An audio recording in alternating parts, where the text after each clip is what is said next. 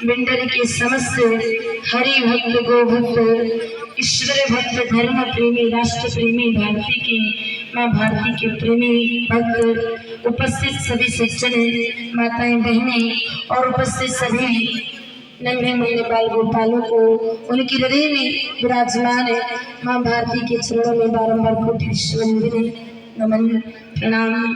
सभी को जय गौ माता, जय गोपाल, जय श्री कृष्णा, जय श्री राम। परम पिता परमेश्वर की कृपा से आज अत्यंत आनंद का विषय है कि आप हम सभी हिंदू मान्यता के अनुसार नववर्ष के इस महान पर्व को उत्सव को मनाने के लिए यहाँ आज संगठित हुए, एकत्रित हुए हैं।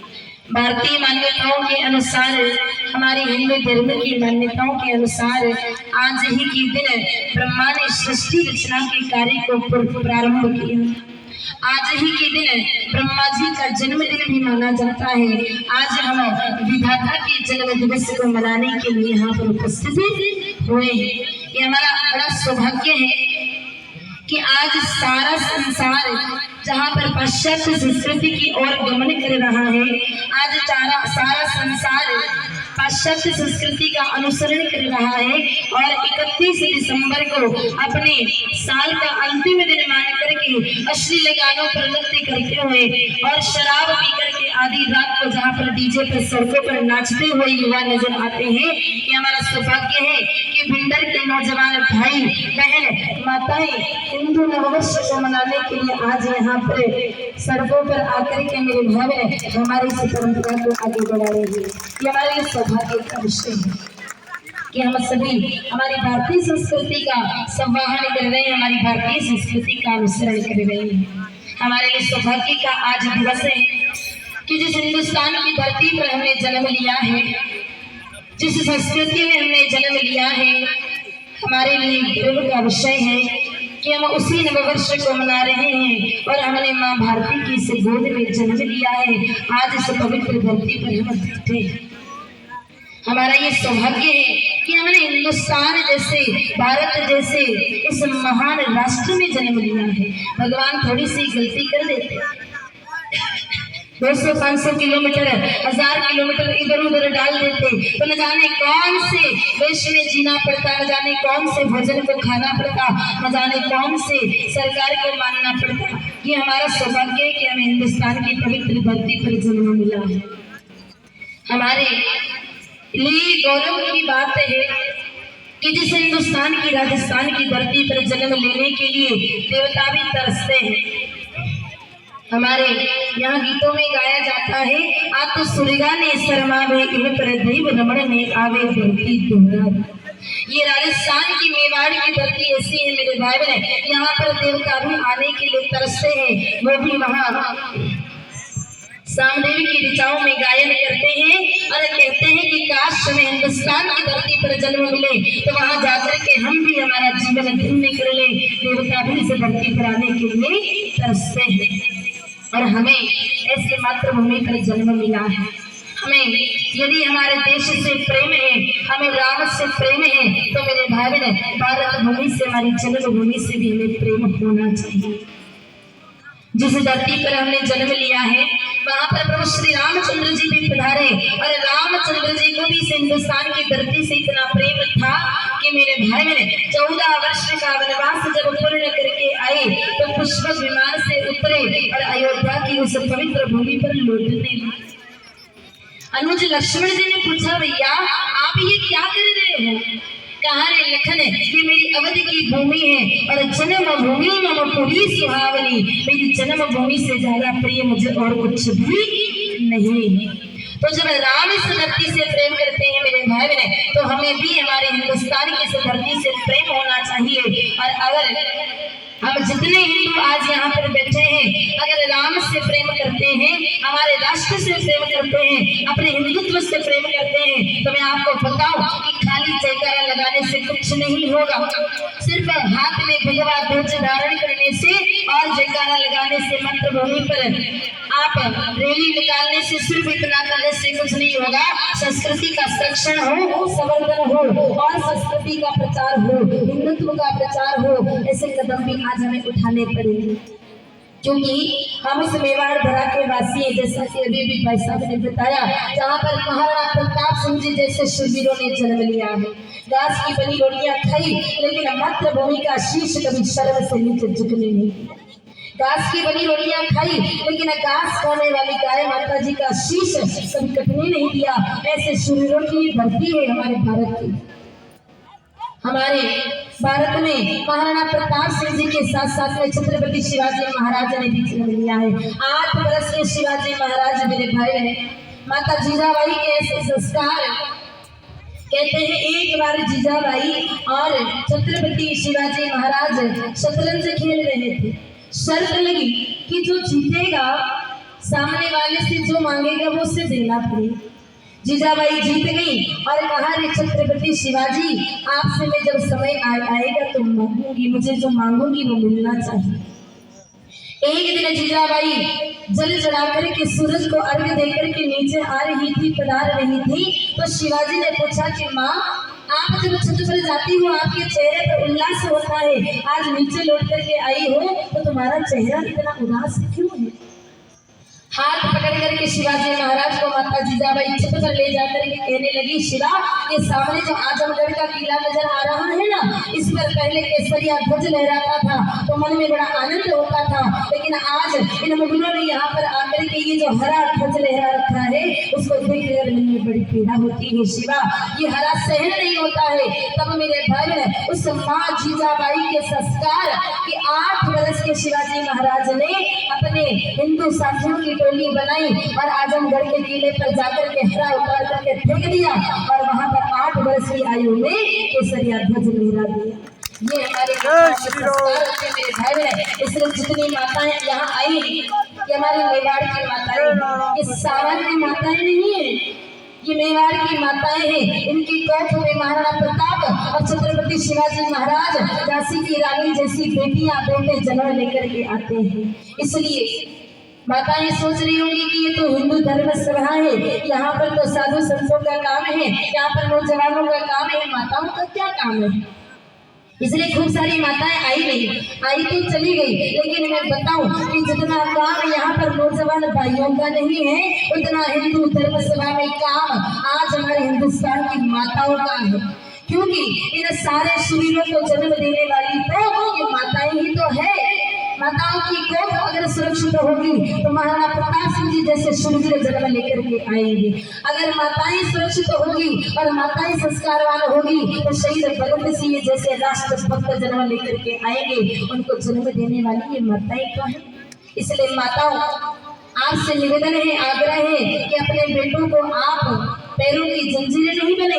आपके घर में अगर संतान जन्म लेकर के आ रही है तो राष्ट्र के लिए, धर्म के लिए उन्हें समर्पित करें। और मैंने पहले भी आग्रह किया था, जितने भी हिंदू यहाँ बैठे हैं उनके कम से कम 4 संतानें होनी चाहिए। आज अंतर नियम लागू किया जाता है कि 2 ही संतान होनी चाहिए। हमारे धर्म को क्षतिग्रस्त करने का अंतर्राष्ट्रीय षड्यंत्र, हिंदुओं की 2 ही संतान होनी चाहिए। तो विधर्मियों के तो मेरे भाई बहन 12-12, 14-14 संतानें हो जाती हैं, रेल का डिब्बा तैयार हो जाता है, कोई उन पर नियम लागू नहीं करता है। इसलिए जाग जाए, 4 संतान तो कम से कम हिंदुओं की होनी चाहिए। एक संतान को धर्म की रक्षा के लिए साधु या साध्वी बनाए, एक संतान को आप राष्ट्र की रक्षा के लिए देश की सीमा पर समर्पित करें, एक संतान को आप समाज सेवी बनाए और अंतिम संतान को अपनी सेवा के लिए रखें। ऐसी 4 संतानें हमारे हिंदुओं के होनी चाहिए। और उन संतानों को आप ऐसी सीख दें, जब बालक बच्चा छोटा हो ना तो उसको पालने में माताओं को सीख देनी चाहिए। आजकल नौजवान भाई अगर 4 नारे लगाने लग जाए ना तो माताएं उनको घर में बिठा देती है कि ज्यादा देशभक्ति के भाव भरने की जरूरत नहीं है, ज्यादा गाय माता जी के जयकारे लगाने की जरूरत नहीं है। भिंडर में बहुत लोग हैं वो करने के तुमने भी ठिकाने रखा है। इस प्रकार आप माताएं अपने पतियों की, अपने भाइयों की और अपने बेटों की पैरों की बेड़ियां ना बने।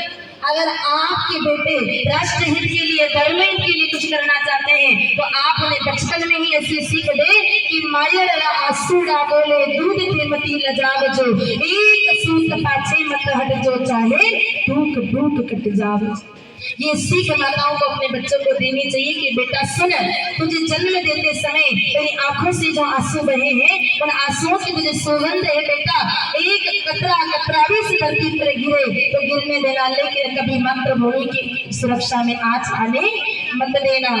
ये सीख माताओं को अपने बच्चों को जरूर देनी चाहिए, क्योंकि यही सीख उज्जवल भविष्य का, उज्जवल राष्ट्र का निर्माण करती है। ये माताएं ही हमारे देश का भविष्य बनकर के उभर करके बाहर आती हैं। इसलिए माताओं को अच्छी सीख देनी चाहिए अपने बच्चों को, ताकि हमारी संस्कृति आगे बढ़ सके। और हमारी संस्कृति को हम आगे बढ़ाना चाहते हैं, धर्म का प्रचार चाहते हैं मेरे भाई ने, तो कहीं न कहीं राष्ट्र के उत्थान की जो नींव है वो है हमारी प्यारी गौ माता, गाय माता। और राष्ट्र विलग नहीं है मेरे भाई बहन, जिस राष्ट्र की हम कल्पना कर रहे हैं कि आगे जाकर के पूरे विश्व का सिरमौर होने वाला है, ऐसे राष्ट्र का अगर आधार स्तंभ यदि कोई है तो वो हमारी गौ माता ही है। ये सारी पृथ्वी उन्हीं की शक्ति से टिकी है। हमारे यहाँ कितनी संस्कृतियां आई, यूनान रोम सब मिस्र सब मिट गए हैं जहाँ से, लेकिन बाकी बचा है हिंदुस्तान हमारा। कुछ बात है कि हस्ती मिटती नहीं हमारी, सदियों रहा है दुश्मन डोरे हमारा।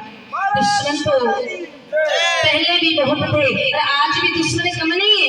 एक तरफ से देखो तो पाकिस्तान आपको दिखाता है, दूसरी तरफ जाओ तो चीन गुर्राता है, और दुश्मन तो आज भी है, लेकिन संस्कृति जिंदा है तो सिर्फ और सिर्फ गाय माता की शक्ति के बलबूते। क्योंकि मेरे भाई बहन, आपको जानकर के आश्चर्य होगा, आज जब हम जयकारे लगाते हैं 15 अगस्त 26 जनवरी पर, तो 2-5 क्रांतिकारियों की जयकार लगा करके हम चुपचाप बैठ जाते हैं। और कुछ लोग तो एक भजन भी गाते हैं कि साबरमती के संत तूने कर दिया कमाल, दे दी तूने आजादी बिना खड़क बिना ढाल। विचार करो मेरे भाई बहन, ये कोई आजादी चरखा चलाने से या फिर क्या थप्पड़ खाने से मिली है? कोई थप्पड़ खाने से आजादी नहीं मिली मेरे भाई बहन। न जाने कितने शूरवीरों ने अपनी बहन बेटियों को, परिवार को छोड़ करके अपने शरीर की लहू की धारा को बहाया, उनके रक्त के सागर इस धरती पर बहे, तब जाकर के हमारे हिंदुस्तान ने आजादी को पाया है। कोई सूत चलाने से या फिर एक गाल पर थप्पड़ खाने से हमको आजादी नहीं मिली है। इस आजादी को दिलाने के लिए क्रांतिकारियों ने और हमारे देश के शूरवीरों ने यहाँ पर रक्त की धाराएं बहाई है। इतना ही नहीं, जिस आजाद हिंद में आज हम श्वास ले रहे हैं, जिस आजाद हिंद में आज हम इतनी सुंदर शोभा यात्रा निकाल रहे हैं, ऐसे हिंद को आजादी दिलाने वाली कौन? गौ माता ही तो थी। भूल गए हम आज नींव की ईंट को? याद करिए, इतिहास के स्वर्णिम अक्षरों में एक नाम लिखा जाता है जिनका नाम है मंगल पांडे। मंगल पांडे ब्रिटिश फौज में काम करते थे। एक दिन परेड से अपने घर की तरफ जा रहे थे, रास्ते में प्यास लगी। एक बहन कुएं पर जल भर रही थी, जाकर के कहा, बहन थोड़ा सा जल पिला दो, प्यास लगी। उस बहन ने ऊपर से नीचे तक एक बार तो मंगल पांडे को देखा, देख करके कहा, भैया बड़ी गरीब हूँ, आपको जल नहीं पिला सकती, आपको जल पिलाऊंगी तो मेरा पात्र अपवित्र हो जाएगा, मैं दूसरा पात्र नहीं ला सकती, भैया मैं क्षमा चाहती हूँ, आपको जल नहीं पिलाऊंगी। कहा, बहन कैसी बातें कर रही हो, ब्राह्मण हूँ, तिलक नजर नहीं आता, मैं हिंदू हूँ, भला मुझे जल पिलाने से तुम्हारा पत्र अपवित्र कैसे हो जाएगा? और बात हिंदुओं की करे तो मेरे भाई मेरे जयकारे तो खूब लगा रहे हैं, लेकिन इतने हिंदू भाई बैठे हमारे सर का माथा सोना है, ये हमारी पहचान है। माथे पर तिलक तो होना चाहिए, हमारे पहचान के अंग है, माथे पर तिलक होना चाहिए। घर से जब निकले सुना माथा लेकर के नहीं निकलना चाहिए। आज अगर कोई मुसलमान व्यक्ति निकले ना, उसको दूर से देख करके लोग पहचान लेंगे कि ये मुस्लिम है। अगर कोई सरदार जी निकल जावे तो उनके अंगों को देख करके पहचान लेंगे कि ये सिख है, सरदार है। ईसाई की पहचान नजर आएगी, लेकिन हम इतने भोले हैं हिंदू कि हमने हमारी पहचान को उतार करके फेंक दिया। तिलक हम लगाते नहीं, चोटी तो हम रखते नहीं, कटवा डाली। याद रखना, अंग धारण नहीं करेंगे धर्म के तो फिर चोटियां कटवा डाली है, गोल गोल सफेद सफेद टोपियां पहननी पड़ जाएगी, ऐसी स्थिति आ जाएगी। इसलिए अपने धर्म के अंगों को स्वीकार करें, रोज तिलक लगा करके अपने घर से निकलना चाहिए। मंगल पांडे तिलक लगा करके रास्ते से जा रहे थे, बहन ने मना कर दिया जल पिलाने से, तो कहा, बहन मुझे जल पिलाने से पात्र अपवित्र कैसे होगा? कहा, भैया आप भले ही ब्राह्मण कुल में जन्मे हो, लेकिन आपके वस्त्र बता रहे हैं कि आप ब्रिटिश फौज में काम करते हो। क्या बहन करता तू? तो कहा भैया आप वहां पर कारतूस दिए जाते हैं और उन कारतूसों के ऊपर गाय माता जी की चर्बी की टोपी लगी रहती है, आप उसे मुख से तोड़ते हैं और आप गो हत्या में शामिल हैं, आप गो हत्यारे हैं। एक गो हत्यारे को जल पिलाओगे तो मेरा पात्र अपवित्र हो जाएगा। मंगल पांडे हिल गए पूरी तरह से। अगले दिन परेड जहाँ होनी थी वहां गए, अपने अंग्रेजी अधिकारी को जाकर के कहा सर जी आप जहाँ कहोगे वहां जाएंगे, जहाँ कहेंगे वहां जाकर के हम लड़ेंगे, सीने पर गोली खाएंगे, लेकिन ये जो गाय माता जी की चर्बी आप कारतूस पर लगाते हैं ये आप लगाना बिल्कुल बंद कर दीजिए। उन लोगों को पता था एक हिंदू बोलेगा 10 जागेंगे, 10 जागे 1000 जागेंगे। सोचा एक की आवाज दबा दी जाए तो फिर शायद हमारा राज और अधिक दिन तक चलता रहे। मंगल पांडे को गिरफ्तार करने का आदेश दिया मेरे भाई बहन, और उसी समय मंगल पांडे ने पिस्तौल उठाई और 2 अंग्रेज अधिकारी को वहीं पर मार करके ढेर कर दिया। 1857 की क्रांति का सूत्रपात हुआ और 90 वर्षों तक संघर्ष करना मेरे भाई बहन 15 अगस्त 1947 को हमारे देश ने आजादी को प्राप्त किया। गाय माता नीम की ईंटें आज हम उन्हें भूल गए, लेकिन मेरे भाई बहन देश को आजाद कराने वाली गौ माता आज भी हिंदुस्तान की धरती पर गुलाम बनी हुई है। हम भूल गए आज भी गाय माता, शायद ये देश आजाद ना हुआ हो, शायद अंग्रेजों का शासन होता तो शायद बुरा लगेगा लेकिन अच्छा होता, क्योंकि जब हमारे देश में 700 सालों तक मुगलों ने राज किया, एक भी कत्लखाना नहीं खोला। 200 सालों तक अंग्रेजों ने राज किया, मात्र 300 कत्लखाने खोले, और जब से काले काले अंग्रेज कुर्सियों पर आकर के बैठे हैं हमारे हिंदुस्तान की धरती पर लाइसेंस कत्लखाने 4000 चल रहे हैं, जिनको सरकार बकायदा लाइसेंस देती है।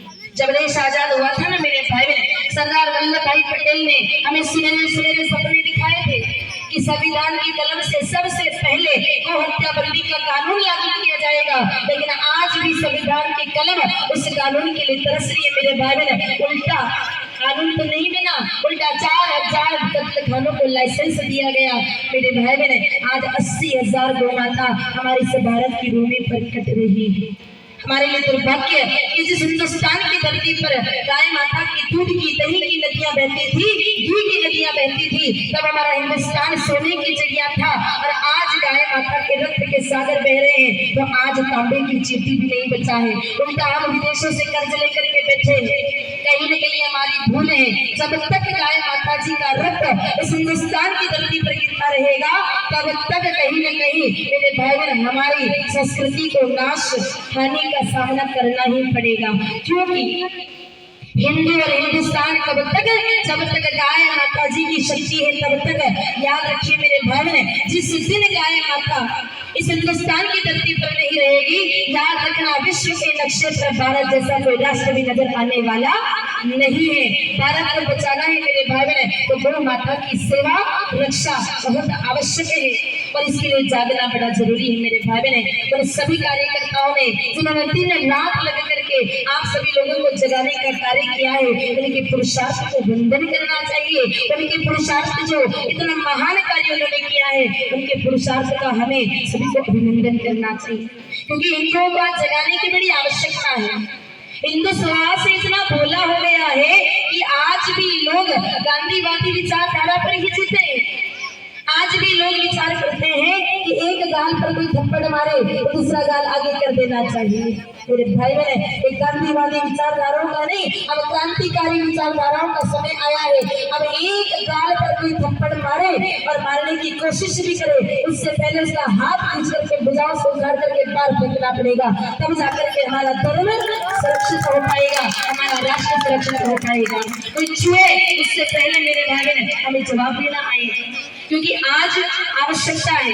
कुछ समय बाद सावन का महीना आ रहा है मेरे भाई बहन। आप जितने नौजवान भाई बच्चे हैं ध्यान से सुनिए, सावन के महीने में आप सभी लोगों के मोबाइल पर एक पोस्ट आएगी। सभी अखबार जो पढ़ते हैं अखबारों में एक पोस्ट आएगी, बड़े बड़े राजनेता, बड़े बड़े अभिनेता आपको एक फोटो शेयर करते हुए नजर आएंगे। एक तरफ तो भोले बाबा के ऊपर दूध चढ़ाता हुआ सनातनी दिखाया जाएगा, एक तरफ बिल्कुल 4 हड्डी का इंसान दिखाया जाएगा। नीचे लिखा जाएगा कि ये दूध भोले बाबा पर चढ़ाने से तो अच्छा है कि हमारे देश के गरीबों को पिलाओ, उनका कुपोषण दूर हो जाएगा। जब दिवाली आती है तो फिर हमारे हिंदुओं को सलाह दी जाती है राजनेताओं के द्वारा, अभिनेताओं के द्वारा कि दिवाली पर पटाखे मत फोड़ो, उस समय प्रदूषण होता है। जब होली आती है मेरे भाई बहन, तो हिंदुओं को राजनेताओं के द्वारा सलाह दी जाती है, अभिनेताओं के द्वारा सीख दी जाती है कि होली के समय पानी मत बहाओ, पानी वेस्ट होता है। लेकिन जब बकरीद आती है मेरे भाई बहन, कोई नहीं कहता है उन लोगों को जाकर के कि बकरे मत काटो, उनका रक्त बहता है तो पानी का प्रदूषण होता है, कोई नहीं कहता है। जब 25 दिसंबर आता है, कोई नहीं कहता है उनको जाकर के कि पटाखे मत फोड़ो, प्रदूषण होता है। सिर्फ हिंदुओं को ही सलाह दी जाती है, इसलिए जागने की आज आवश्यकता है।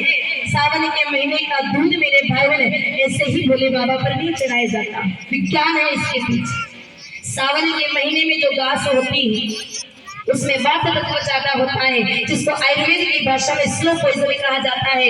उससे को पीने से हमारे शरीर के रोग बढ़ते हैं, घुटनों के लिगामेंट्स समाप्त होते हैं। इसलिए ऋषि मुनियों ने विधान बताया कि उस जहरीले दूध को किस पे चढ़ाना चाहिए? भगवान शिव भोले बाबा पर चढ़ाना चाहिए, क्योंकि शहर को बचाने की क्षमता भोले बाबा में है। लेकिन उन भोले आदि कचरे ज्ञानियों को कैसे बताएं कि अगर ऐसा जहरीला दूध हमारे हिंदुस्तान के बच्चे पिएंगे तो उनकी घुटने खराब हो जाएगी, उनकी बुद्धि जाम हो जाएगी। इसलिए वो दूध शंकर भगवान पर चढ़ाया जाता है। बोलने की आज हमें कला सीखनी पड़ेगी, आज हमें जवाब करारा देना आना पड़ेगा, वरना मेरे भाई बहन ऐसी स्थिति आएगी कि हमें हमारे ही इस हिंदुस्तान की भूमि पर रहने नहीं दिया जाएगा, हमें हमारे ही हिंदुस्तान से बाहर निकाल दिया जाएगा। जैसी स्थिति कश्मीर के पंडितों की हुई, वैसी ही स्थिति हमारी होगी। तब जब गाय माताएं हमारे घरों में सुरक्षित नहीं होगी। जिस दिन तक मेरे भाई बहन गाय माताओं का रक्त इस हिंदुस्तान की धरती पर गिरेगा, गाय माताएं दुख पाएगी। जिस स्थान से गाय माताएं कटेगी, हटेगी, कम होगी, वो हिंदुस्तान से अलग होगा। पाकिस्तान में पहले बहुत गाय माताएं थी, गाय माताओं की सेवा घटी, पाकिस्तान हिंदुस्तान से अलग हो गया और अब आज तैयारी है कश्मीर के अलग होने की, और लगभग हो चुका है। आप दुनिया में कहीं पर भी जमीन खरीद सकते हो, लेकिन आप कश्मीर में जाकर के जमीन नहीं खरीद सकते हो। 15 अगस्त 26 जनवरी को पूरे हिंदुस्तान में हमारा तिरंगा लहराया जाता है, लेकिन मेरे भाई बहन कश्मीर की धरती पर झंडा लहराने की अनुमति नहीं है। आप कहीं पर भी चले जाओ, आपके मोबाइल की रेंज काम करेगी, आपके मोबाइल में नेटवर्क आएगा, लेकिन कश्मीर की धरती पर चले जाओ, आपका मोबाइल काम करना बंद कर देगा। ये तैयारी है उसके अलग होने की, क्योंकि मेरे भाई बहन हिंदुस्तान में जो कश्मीर क्षेत्र है वहां पर पहले खूब गाय माताएं थी, इसलिए वहां के पंडितों के पास में केसर के सेब के बागान थे, इतना धन ऐश्वर्य संपत्ति उन लोगों के पास में थी। लेकिन जब ऐश्वर्य आया, मद आया, अहंकार आया, पंडितों ने सोचा रे भाई दूध तो भैंस भी दे देगी, गाय माता का क्या काम है? गाय माताओं को घर से निकाला, कश्मीर की धरती पर कत्ले आम गाय माताओं का शुरू हुआ। और कहना नहीं चाहिए मेरे भाई बहन, लेकिन वो कश्मीर पंडित फिर आकर के दिल्ली की सड़कों पर भीख मांगने जैसी स्थिति में आ गए। क्यों? क्योंकि गाय माताओं की स्थिति हमने खराब कर दी। अगर संस्कृति को जीवित रखना है मेरे भाई बहन, तो कहीं न कहीं हमें गाय माताओं का संरक्षण करना पड़ेगा, तभी हमारी हिंदुस्तानी संस्कृति अटल रहेगी। क्योंकि सनातन धर्म ही सनातन है, था और रहेगा। हिंदू ही मेरे भाई बहन था, है और रहेगा। इसके अलावा कोई धर्म इस धरती पर था नहीं और आगे भी रहने वाला नहीं। इसलिए आज हमें जागना होगा। जितनी माताएं बैठी ना बड़ी भोली है, इसलिए बता रही हूँ हिंदुस्तान की धरती पर बहुत कुरीतियां आ गई हैं, उन्हें हमें आज समझना पड़ेगा। बहुत सारी माताएं इतनी भोली होती है, बाजार में सब्जी लेने निकलती है ना मेरे भाई बहन, तो फिर दूध दुकानें एक हिंदू की है एक विधर्मी की है। हिंदू वाले व्यक्ति ने अगर सब्जी बेच रहा है 10 रुपए किलो सब्जी दे रहा है और विधर्मी अगर 9 रुपए किलो सब्जी दे रहा है, तो माताएं फिर वो 1 रुपया बचाने के चक्कर में जाती हैं और विधर्मियों के यहाँ से सामान खरीद करके लाती है। जाग जाओ माताओं, आप एक बार विधर्मी के यहाँ से सामान लोगी, उसके बाद वो आपकी बहन बेटियों पर नजर डालेंगे। कभी कभी वो सामान लेने जाएगी, कभी कभी वो सामान लेने आएगा, आवड़ जावड़ का सिस्टम शुरू होगा और उसके बाद मेरे भाई बहन हिंदुस्तान में लव जिहाद जैसी समस्याएं जन्म लेती हैं। हमारी एक भूल के कारण फिर हमारी बेटियों को वो विधर्मी अपने मोह जाल में फंसाते हैं, हमारी भोली बेटियां फंस जाती हैं, फिर उनको ले जाकर के मेरे भाई बहन यूएन बेटियां 2 साल बाद या तो अरब कंट्रीज में बेच दी जाती है या किसी अन्य के साथ में ब्याह दी जाती है या फिर उनको बच्चा पैदा करने की मशीन बना दिया जाता है। फिर वो बेटियां सिर्फ मजबूर होकर के मरने जैसी स्थिति में आ जाती है। इसलिए संभल जाए, 1 रुपया ज्यादा लगे 10 रुपया ज्यादा लगे, लेकिन सौगंध रखें कि किसी भी विधर्मी के यहाँ से कोई भी सामान नहीं लेंगे। हम हिंदू हैं और हिंदुओं के यहाँ पे दुकानें हैं, हम लव जिहाद जैसी समस्याओं को पैदा नहीं करें। अपने भोलेपन के कारण हम हिंदुस्तान को धोखे की तरफ नहीं ले जाएंगे। हम हिंदू हैं और विधर्मियों के यहाँ से हमें कोई रिश्ता नहीं रखना है, हमें उनके यहाँ पर कोई पारिवारिक संबंध नहीं रखना है। हम भोले हैं, फंस जाते हैं, लेकिन मेरी प्यारी माताओं, काले सांप पर भरोसा करना, लेकिन कभी भी विधर्मी पर भरोसा नहीं करना चाहिए। हमेशा हमारी ये जो हिंदू सनातन संस्कृति है, हम राष्ट्र से प्रेम करते हैं मेरे प्यारे भाई बहन, तो हमें हमारी संस्कृति को आगे बढ़ाने वाले समस्त कार्यों को करना चाहिए और उसी को करने के लिए आज हम यहाँ पर उपस्थित हुए हैं। नववर्ष है, आज माता जी के नवरात्रि का प्रथम दिन है और मेरे प्यारे भाई बहन, आज के ही दिन पहला दिन भी कहा जाता है, साल का आरंभ भी आज से होता है और उसी को मनाने के लिए यहाँ आप हम सब उपस्थित हुए हैं। मेरा माता जी के चरणों में आप सभी राष्ट्र भक्तों के लिए इतनी ही प्रार्थना है कि जो उत्साह आज आपके हृदय में और जो उमंग आपके जीवन में नजर आ रही है, जो शौर्य आपकी भुजाओं में नजर आ रहा है, ये शौर्य सदा सदा के लिए आपके जीवन में बना रहे, ताकि आने वाले समय में राष्ट्र पर कोई आंच आ जाए, कोई तकलीफ आ जाए, तो इसी शौर्य के साथ में हम हमारे धर्म की, राष्ट्र की और गौ माता की बहन बेटियों की रक्षा कर सके।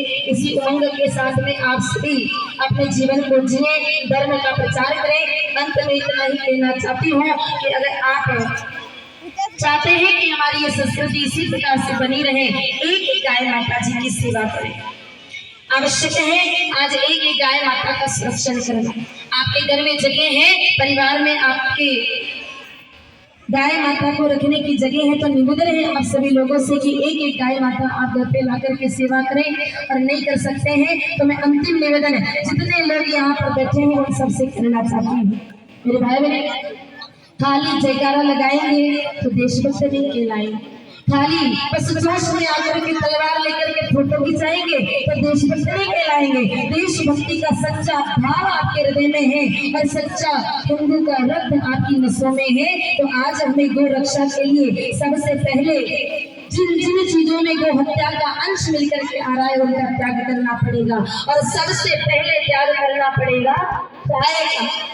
क्योंकि मैं जब से यहाँ आई हूँ मैं रोज देख रही हूँ जितने भी हमारे संघ के कार्यकर्ता हैं, जितने भी हमारे ये राष्ट्र भक्त हैं, सब बैठ करके मेरे सामने ये चाय पी रहे हैं। और मैं आपको बताऊं कि सारी कंपनियां तो नहीं, लेकिन कुछ कुछ कंपनियां चाय के रंग और स्वाद को बढ़ाने के लिए सीधा आसाम के बागानों में गाय माता जी का रक्त छिड़काव करती है। और ये बात आप सबको पता है। बहुत समय पहले मैंने कहा गांधी ने ये बवाल उठाया था संसद भवन में, इसका खूब बवाल हुआ था, टाइम्स ऑफ इंडिया की पुस्तक में छपा भी था और उस समय सब लोगों ने चाय छुट भी दी थी। लेकिन जीवा का स्वाद ये फिर शुरू कर दी मेरे भाई बहन, जिसमें गाय माता जी का रक्त मिल करके आ रहा हो और ऐसी वस्तु अगर हमारे घरों में आ रही है तो हम ये कहने के अधिकारी नहीं है कि हम हिंदू हैं, लेकिन हम तो कसाई के बराबर हैं। जितने लोग यहाँ बैठे हैं, अगर वास्तविक हिंदू का रक्त आपके नसों में दौड़ रहा है तो चाय जैसा कोई भी पदार्थ आपके घर नहीं आना चाहिए। अगर प्रदूषित हो चुका है तो बात अलग है, लेकिन वास्तविक हिंदू का रक्त है तो चाय जैसा पदार्थ हमारे घर नहीं आना चाहिए। उसमें गौ हत्या का अंश मिलकर के आता है। हमारे घर में ऐसी कोई वस्तु नहीं आनी चाहिए जिसमें गाय माता का रक्त मिल करके आता है। हमारी बहन बेटियां फोटो पर लिपस्टिक लगाती हैं, उसमें लुब्रिकेंट्स के रूप में गाय माता का खून मिल करके आता है। जो पाउडर लगाती हैं उसमें गाय माता की हड्डियों का चूरा मिल करके आता है। जो क्रीम लगाती हैं उसमें गाय माता जी की भेंट मिल करके आती है। और ये सब हम इस्तेमाल करते हैं तो हम कई के हिंदू हैं, हम तो कसाई से भी बढ़ करके निम्न श्रेणी में जा चुके हैं। इन सब चीजों का हमें त्याग करना पड़ेगा। इसलिए जितने लोग यहाँ बैठे हैं, अगर आपके द्वारा लगाए गए जयकारे वास्तविक थे, झूठे नहीं थे, अगर वो जयकारे सच्चे थे, वो राष्ट्रभक्ति की भावना सच्ची थी, तो सारे जितने यहाँ हिंदू बैठे हैं संकल्प लेकर के जाए कि आज के बाद चाय जैसा पदार्थ और गोवंश जिसमें मिलकर के आ रहा है वो पदार्थ हमारे घर में नहीं आएगा। तब जाकर के मेरे भाई बहन हम हमारी संस्कृति को आगे बढ़ा पाएंगे, क्योंकि जब तक गोहत्या का अंश हमारे घर में आएगा तब तक हमारा धर्म कहीं न कहीं क्षतिग्रस्त होगा, देवताओं की शक्ति क्षीण होगी। इसलिए मेरे भाई बहन जो पता है उनको तो छोड़े। और अंतिम निवेदन ये है कि आप एक एक गाय माता की सेवा करें, नहीं कर सकते हैं अपने आसपास कोई भी गौशाला चलती है, एक गाय माता की गोद चली जाए, जितना खर्चा है गाय माता का आता है आप वहाँ पहुँचाएं, उनकी सेवा करें। ये नहीं कर सकते हैं एक एक रुपया निकालें, कोई बहुत बड़ी बात नहीं है, 125 करोड़ हिंदुस्तानी है, हम ऊपर की खरपतवार को छोड़ दें जो हमारी माँ को माँ नहीं मानता है मेरे भाई बहन, तो भी 100 करोड़ हिंदुस्तानी है और मात्र 3.25 करोड़ गौ माताएं हैं। 40 लोगों पर एक गाय माता आती है, फिर भी कटने को जाती है, तो हमारे लिए बहुत दुर्भाग्य की बात है। एक एक रुपया निकालें, जिस दिन हिंदुस्तान के प्रत्येक घर से एक एक रुपया निकलेगा 100 करोड़ रुपए मेरे भाई बहन रोज निकलेंगे और फिर सारे कत्ल खानों पर ताले लग जाएंगे। याद रखना, विश्व गुरु के पद पर हमारा हिंदुस्तान पुनः सुशोभित होगा। इसलिए एक एक रुपया निकाल करके सेवा करें। ये नहीं कर सकते हैं आपके आसपास कोई भी सुनी गौ माता हो, आप तन से सेवा करें, मन से करें, धन से करें, और कुछ नहीं कर सकते हैं तो मेरे भाई बहन फिर जो तन से भी नहीं कर सकता है, जो मन से नहीं कर सकता है और जो धन से भी नहीं कर सकता है, ऐसे व्यक्ति को तो मेरे भाई बहन कुछ करने की जरूरत नहीं, सीधा जाए अपने घर, अपना बोझा बिस्तर पैक करें और सीधा रवाना हो जाए यहाँ से पाकिस्तान। क्योंकि हिंदुस्तान की धरती पर लेकर के एक रुपया भी जो वोट के लिए ना निकाल सके, जो राष्ट्रहित के लिए एक रुपया ना निकाल सके, उसे हिंदुस्तान की धरती पर रहने का अधिकार नहीं है। यहाँ रहना है तो मेरे भाई बहन चाहे धर्मी हो चाहे विधर्मी हो, मेरे भाई बहन हिंदू बनकर के, हिंदुस्तानी बनकर के ही रहना पड़ेगा हमें भी, और विधर्मियों को भी हमें सिखाना पड़ेगा कि यहाँ रहना है तो रही वाला सुधार बनकर के रहिए, वरना फिर यहाँ पर रहने की कोई आवश्यकता नहीं है। यहाँ रहेंगे तो मेरे भाई बहन भारत माता की जयकार भी लगानी पड़ेगी और गौ माता की सेवा भी करनी पड़ेगी। इसलिए अगर कोई हमारे धर्म पर, हमारे इस राष्ट्र पर उंगली उठाए तो पहले मेरे भाई बहन वही करे जो हमारे राम जी ने किया। हम राम भक्त हैं, हमारे राम जी ने पहले लठ नहीं उठाया, अस्त्र नहीं उठाया, शस्त्र नहीं उठाया, पहले निवेदन किया। पहले हनुमान जी महाराज जी को भेजा कि जाकर के रावण को समझाओ, रावण नहीं समझा। दूसरी बार अंगद जी को भेजा कि रावण को समझाओ, अंगद जी के द्वारा भी रावण नहीं समझा। 2 बार विनती की, विनती से नहीं माना। तीसरी बार में मेरे भाई ने गिनती शुरू कर दी और 10 की 10 मंडिया उतार करके फेंक दी। आज हमें भी यही करना पड़ेगा, हम भी पहले हमारे राष्ट्र पर कोई उंगली उठाए, धर्म के लिए कुछ खिलाफ कुछ कहे, हम पहले हाथ जोड़कर के प्रार्थना करें, क्योंकि ये हमारी संस्कृति है। हम हाथ जोड़ करके समझाएं, हाथ जोड़ने के बाद नहीं माने, पैर पकड़ करके समझाएं, और 2 बार विनती पर नहीं माने मेरे भाई बहन तो शस्त्र उठा करके फिर उस विधर्मी का गला काट करके हमें अलग करके रख देना चाहिए, फिर गिनती भी उसकी शुरू कर देनी चाहिए। तब जाकर के मेरे भाई बहन हम सच्चे राम भक्त बन पाएंगे, हम सच्चे राष्ट्र भक्त बन पाएंगे। हमें सिर्फ कोरा जयकारा नहीं लगाना है, इस राष्ट्र भक्ति को अपने हृदय में वास्तविकता से उतारना है, ताकि मेरे भाई बहन संस्कृति का संरक्षण हो, संवर्धन हो। जितने भी कार्यकर्ता जिन्होंने 10 दिन से 20 दिन से, उनके भी परिवार है मेरे भाई बहन, उनको भी धन कमाना है, परिवार चलाना है, उनके भी भोजन करना होता है, पेट की जरूरतें होती हैं, लेकिन 10 दिन से 20 दिन से दिन रात जग करके आप लोगों को जगाने के लिए जो कार्य कर रहे हैं, उनके पुरुषार्थ को वंदन, व्यासपीठ से बहुत बहुत साधुवाद। क्योंकि मैं जानती हूँ जितने कार्यकर्ता हैं, इन सारे इस कार्य को आज सफल बनाने के लिए न जाने कितने दिन से सोए नहीं होंगे, न जाने कितने दिन से ठीक से भोजन नहीं किया होगा, और इस कार्य को सफल बनाने के लिए लगे हुए हैं, परिश्रम कर रहे हैं, ताकि हिंदू जागे और अपने धर्म को पहचाने, अपनी भुजाओं के पुरुषार्थ को पहचाने, अपनी ताकत को पहचाने और खुद को पहचान करके अपने धर्म की पताका को उज्जवल करे, लहराए और पूरे देश का नाम रोशन करे। ऐसे कार्यकर्ताओं को बार बार साधुवाद, धन्यवाद, धन्यवाद। इसी प्रकार धर्म का काम, राष्ट्र हित का काम आप करते रहे और माँ भारती की कृपा आप सभी राष्ट्र भक्तों पर बनी रहे। अधिक तो क्या कहना मेरे भाई बहन, इतना ही कहना चाहूंगी कि अगर जागेंगे नहीं तो फिर सदा सदा के लिए सुला दिए जाएंगे। बोलेपन में रहेंगे तो फिर मेरे भाई बहन इस धरती पर रहने को मिलेगा नहीं, धर्म परिवर्तन करना पड़ेगा।